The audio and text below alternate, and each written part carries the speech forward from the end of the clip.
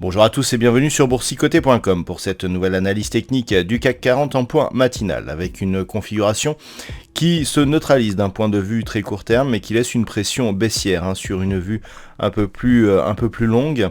Les élections ne semblent pas avoir de répercussions sur l'évolution du CAC 40 actuellement. On a donc cette bougie qui se place vraiment dans la continuité avec toutefois un nouveau petit point bas significatif de tendance très court terme qui valide la possible poursuite ici de ce mouvement. Du point de vue des indicateurs techniques, par contre, on commence à observer des signaux de retournement. Les histogrammes du MACD vont repasser dans la zone supérieure, donc de leur zone d'évolution, et le RSI sort de sa zone de survente. Et puis, lorsque l'on regarde globalement, on peut s'apercevoir ici que on a des plus bas donc qui continuent à s'inscrire sur cette phase ici et sur les cours, alors qu'au niveau des indicateurs, eh bien, les plus bas ont une évolution plutôt haussière. C'est une divergence haussière qui traduit un affaiblissement de la dynamique et donc on pourrait bien connaître un rebond technique prochainement. Alors, du point de vue du palmarès des valeurs, la star du jour, c'est Renault qui gagne plus de 6% au moment où j'effectue cette analyse. Derrière, nous avons des titres comme Hermès, Capgemini ou Unibail Rodamco.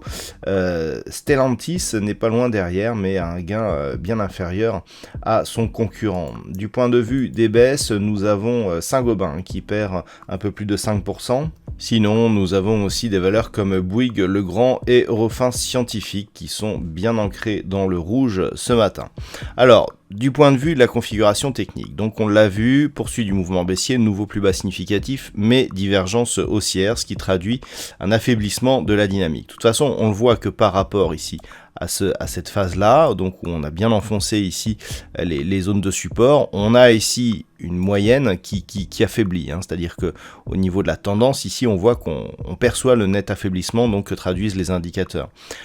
On est ici sur une zone 5880 qui est une zone secondaire mais qui pour l'instant joue bien son rôle.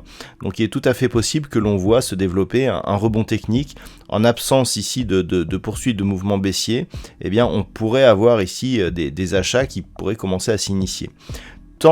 Si ce rebond se mettait en place, tant que l'on reste sous 6100 points, on est toujours dans un mouvement technique, c'est-à-dire qu'on n'invaliderait pas la poursuite du mouvement baissier. Par contre, sur rupture ici des 6100 points, on commencerait ici à combler le gap et le fait ici que l'on valide cette zone majeure, qu'elle ne soit pas validée comme résistance comme elle l'a été ici suite à l'ouverture du gap, serait là aussi un signal positif. Tout ne serait pas encore parfaitement clair pour une reprise haussière, mais ça serait un premier élément.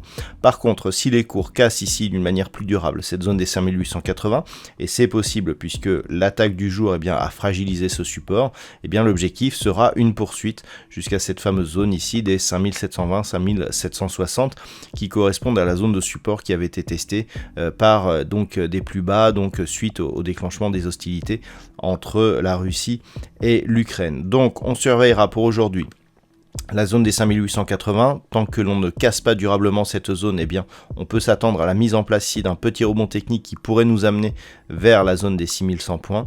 Et en cas de rupture, une poursuite du mouvement, voire même une accélération en direction des 5720 points. Voilà donc ce que l'on peut dire sur cette configuration technique matinale. D'un point de vue macroéconomique, la journée devrait être relativement calme.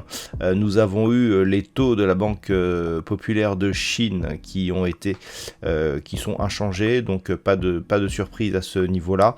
Pas de statistiques majeures du côté de l'Europe dans la matinée. Cet après-midi, nous aurons une intervention de Christine Lagarde aux alentours des 15h. Il n'y a pas de statistiques majeures non plus du côté des États-Unis. Voilà donc ce que l'on peut dire sur cette analyse technique et sur ce point matinal. Je vous souhaite de passer une bonne séance et on se retrouve dès ce soir pour d'autres analyses techniques, toujours sur le site boursicoté.com.